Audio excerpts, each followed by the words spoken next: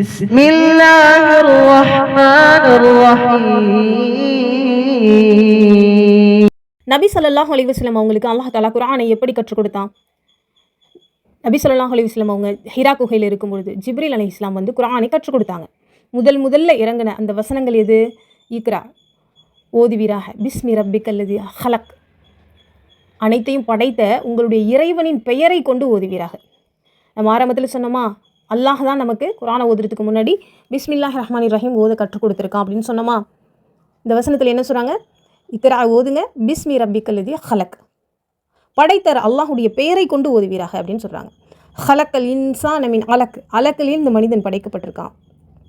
இக்ரா ஓதுங்க, வரப்புக்கல் அக்ரம், உங்களுடைய இறைவன் கொடையாளி சங்கை மிக்கவன், அவனுடைய பெயரால் நீங்கள் ஓதுங்க அப்படின்னு ஜிப்ரீல் அலைஹிஸ்ஸலாம் கற்றுக் கொடுக்குறாங்க. அப்போ குர்ஆன் ஓத தொடங்குறதுக்கு முன்னாடி அல்லாஹுடைய அந்த ரஹ்மத்தை நமக்கு கொடுத்துருக்கான், குர்ஆனை கற்றுக் கொடுத்துருக்கான். அந்த ரஹ்மான் நமக்கு இந்த குர்ஆனை கற்றுக் கொடுத்துருக்கான். அதனால் அல்லாஹுடைய பெயரை கொண்டு நம்ம ஆரம்பிக்கணும். அல்லதி அல்லம பில் கலம், அல்லாஹ் தஆலா மனிதனுக்கு எழுதுகோலை கொண்டு கற்றுக் கொடுத்தான் என்பதை பற்றி போன பதிவில் பார்த்தோம். அடுத்ததாக அல்லாஹ் தஆலா அல்லமல் இன்சான மாலம் யஅலம், மனிதன் அறியாதவற்றையெல்லாம் அல்லாஹ் கற்றுக் கொடுத்திருக்கிறான்னு அல்லாஹ் சொல்கிறான். மனிதன் அறியாததுன்னா என்ன? இன்றைக்கி பாருங்கள், மனிதன் ஒன்றையும் புதுசாக கண்டுபிடிச்சிக்கிட்டே இருக்கான். நபி ஸல்லல்லாஹு அலைஹி வஸல்லம் அவங்களுடைய காலத்தில் பயணித்து போகிறதுக்கு என்ன வேணும்? குதிரை, ஒட்டகம், இந்த மாதிரியான வாகனங்கள் வேணும். இன்றைக்கி இருக்கக்கூடிய காலகட்டத்தில் என்னென்னவோ வந்துருச்சு. சைக்கிள் ஆரம்பித்து cycle, bike, car, auto, van, bus, train, flight, கப்பல்னு இப்படி அதுவே வந்து பல முன்னேற்றங்களாகி வந்துருச்சு. பல மெத்தடில் வந்துருச்சு. ஒவ்வொன்றத்தையும் மனிதன் கண்டுபிடிக்கிறான். அவனுக்கு யார் சொல்லிக் கொடுத்தா? அவனா ஆய்வு பண்ணானா? இல்லை, அந்த வல்ல ரஹ்மான் தான் சொல்லிக் கொடுத்தான். குர்ஆனில் பல அறிவியலான விஷயங்கள் அல்லாஹ் தஆலா சொல்லி காட்டுறான். வானத்துக்கு போனால் உங்களுக்கு என்ன தேவைப்படும்? பூமியை நீங்கள் ஆய்வு பண்ணால் எது வரைக்கும் நீங்கள் ஆய்வு பண்ணலாம்? கடலை பற்றி ஆய்வு பண்ணால் அதில் உங்களுக்கு என்னென்ன அத்தாட்சிகள் இருக்குது? இப்படி எல்லா விஷயத்தையும் அல்லாஹ் தஆலா குர்ஆனில் சொல்லி காட்டியிருக்கான். ஒவ்வொன்றத்தையும் கண்டுபிடிச்சி, அதுவும் காஃபிர்களே அதை கண்டுபிடிச்சி ஆச்சரியமடைகிறாங்க. இது இத்தனை வருஷத்துக்கு முன்னாடி குர்ஆனில் சொல்லப்பட்டிருக்கா அப்படின்னு. உதாரணத்துக்கு ஒன்று சொல்கிறேன். பசிபிக் ஓஷன், அட்லாண்டிக் ஓஷன், இந்த 2 கடல்களும் சந்திச்சுக்கிற ஒரு இடம் இருக்குது. ஒரு கடல் உப்பு நீர், இன்னொரு கடல் சுவையான நீர், இனிப்பான நீர். இந்த 2 கடல்களும் ஒரே இடத்துல தான் ஓடுது. ஆனால் ரெண்டும் ஒன்றோடு ஒன்று கலக்காது. இதை பற்றி அல்லாஹ் தனது திருமறையில் சொல்லி காட்டான். சுபஹானல்லாஹ். مرج البحرين يلتقيان بينهما برزخ لا يبغيان فبأي آلاء ربكما تكذبان يخرج منهما اللؤلؤ والمرجان فبأي آلاء ربكما تكذبان. என்ன சொல்கிறான்? மரஜல் பஹ்ரைனி யல்தகியான், 2 கடல்களை ஒன்றோடு ஒன்று அல்லாஹ் சந்திக்க வச்சுருக்கான் அப்படின்னு அல்லாஹ் சொல்கிறான். பைனஹுமா பர்ஸஹுல்லா யபகியான், அந்த 2க்கும் இடையே ஒரு திரையை நாம் ஏற்படுத்தியிருக்கோம், ஒன்று இன்னொன்றோடு கலக்காது அப்படின்னு அல்லாஹ் தஆலா தனது திருமறையில் அர் ரஹ்மான் சூராவில் சொல்லி காட்டுறான். இது எவ்வளோ பெரிய ஒரு ரஹ்மத், அல்லாஹுடைய மிகப்பெரிய ஒரு ரஹ்மத்து. அந்த ரஹ்மான் தான் இதை ஏற்படுத்தி கொடுத்துருக்கான். இந்த கடல்களில், இந்த 2 கடல்கள்லேயும் முத்து பவளத்தையெல்லாம் நான் வெளியாக்குறேன் அப்படின்னு சொல்கிறான். இன்றைக்கி முத்து பவளங்கள் எல்லாம் டன்னாக எடுக்கிறாங்க பார்த்தீங்களா? அங்கேருந்து தான் எடுக்கிறாங்க. அதே மாதிரி இந்த கப்பல்களை நீங்கள் அந்த கடல்களில் மலைகளை போல் கப்பலை நீங்கள் அதில் விட்டுருக்கீங்களே, அதில் நீங்கள் வணிகம் பண்ணுறீங்களே, போன பதிவில் பார்த்தோம்ல, இது எல்லாமே அல்லாஹ் தஆலா தொடர்ச்சியாக சொல்கிறான். அந்த கடல்கள் வழியாக தான் அவங்க பயணித்து இந்த வியாபார முறை எல்லாமே அந்த கப்பல்கள் வழியாக பண்ணுறது. அந்த கப்பல்களை வச்சு கொஞ்சம் நெஞ்ச அநியாயம் கிடையாது, அவ்வளோ அட்டூழியங்களும் அந்த கப்பல்களில் நடக்குது. மனிதர்கள் பிரயாணம் செய்யக்கூடிய கப்பல்கள் சொல்கிறேன், அந்த கப்பல்கள்லையும் அவ்வளோ அட்டூழியங்கள். சொர்க்க வாழ்க்கையை அந்த கப்பல்களுக்குள்ளே வச்சுருக்கானோ. இதையெல்லாம் இறைவன் கொடுத்ததை தவறான வழியில் அவனை பயன்படுத்திக்கிட்டு இருக்கானோங்கிறத தான் அல்லாஹ் தஆலா அங்கே சுட்டி காட்டுறான். இதையெல்லாம் உங்களுக்கு கொடுத்துருக்கிறது அந்த வல்ல ரஹ்மான் அப்படின்னு அல்லாஹ் தஆலா சுட்டி காட்டுறான். அடுத்ததாக, நாம் சாப்பிடுவதற்காக எந்த ஒரு உயிர் பிராணிகள் அறுக்கப்பட்டாலும் அதுக்கு அல்லாஹுடைய பெயர் சொல்லி தான் அதை அறுத்து தான் நம்ம சாப்பிடணும். இதை பற்றி அல்லாஹ் தஆலா என்ன சொல்கிறான்னா, வலா தஅக்குலு மிம்மா லம் யுத்கர் இஸ்முல்லாஹி அலைஹி, அல்லாஹுடைய பெயர் குறிப்பிட்டு அல்லாஹுடைய பெயர் சொல்லப்பட்டு எது அறுக்கப்படலையோ அதை நீங்கள் சாப்பிடாதீங்க. இன்னஹு லஃபிஸ்குன், அது உங்களுக்கு பாவம்னு அல்லாஹ் தஆலா சொல்லி காட்டுறான். அல்லாஹுடைய பெயர் சொல்லாமல் அறுக்கப்பட்ட எதுவுமே நம்ம சாப்பிடக்கூடாது.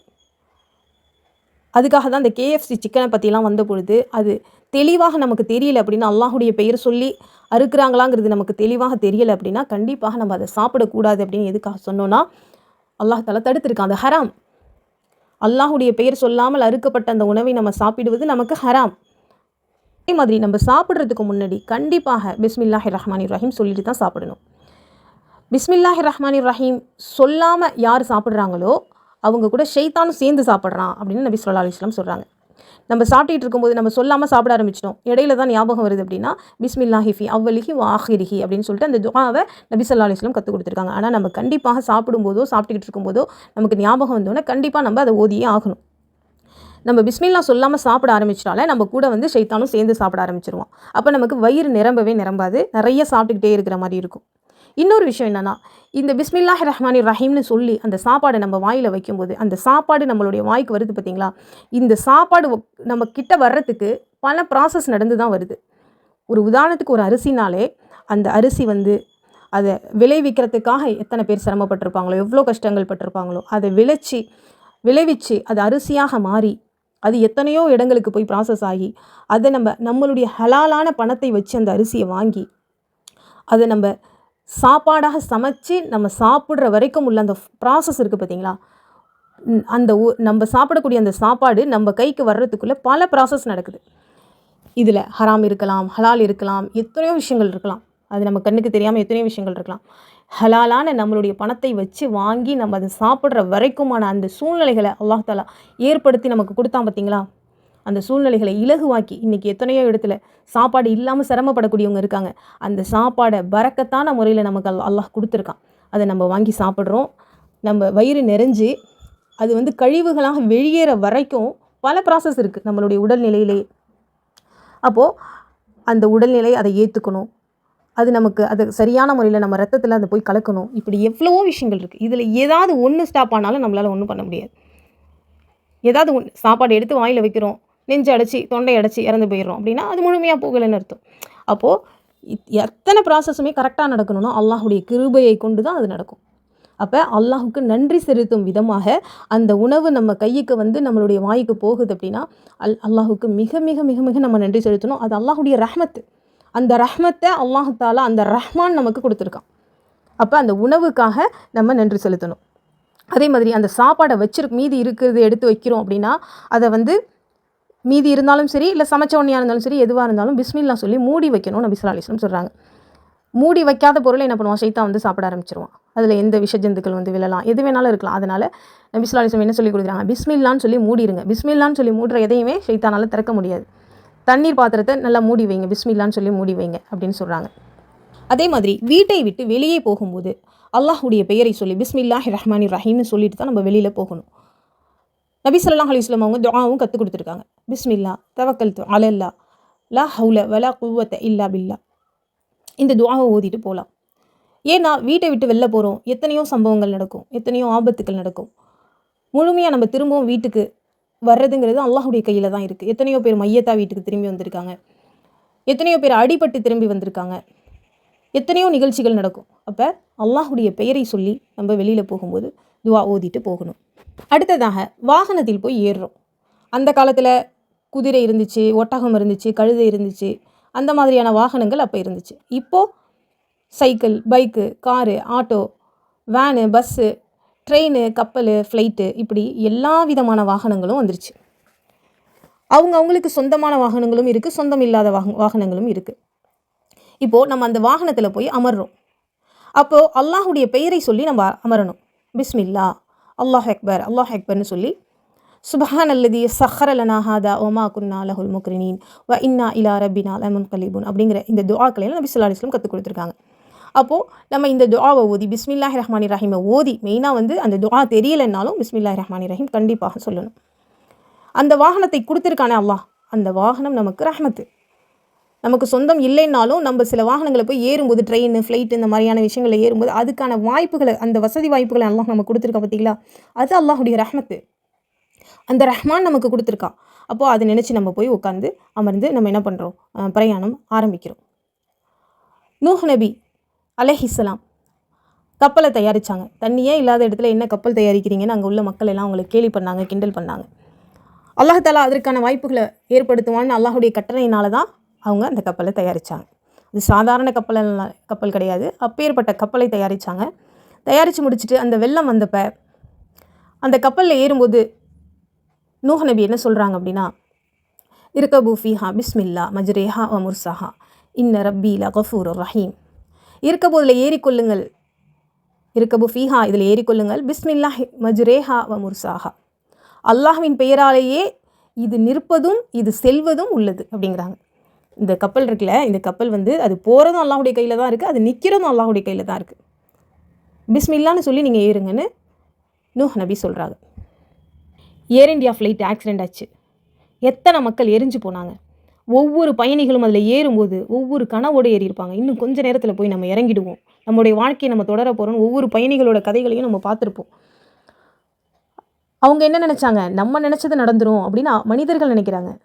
ஆனால் மனிதர்கள் நினைக்கிறதெல்லாம் நடக்குமா? அல்லாஹ் நினைச்சா மட்டும்தான் நடக்கும். அல்லாஹ் நினைச்சா மட்டும்தான் அந்த பயணத்தை நம்ம முழுமையாக முடிச்சுட்டு நம்ம இறங்க முடியும்.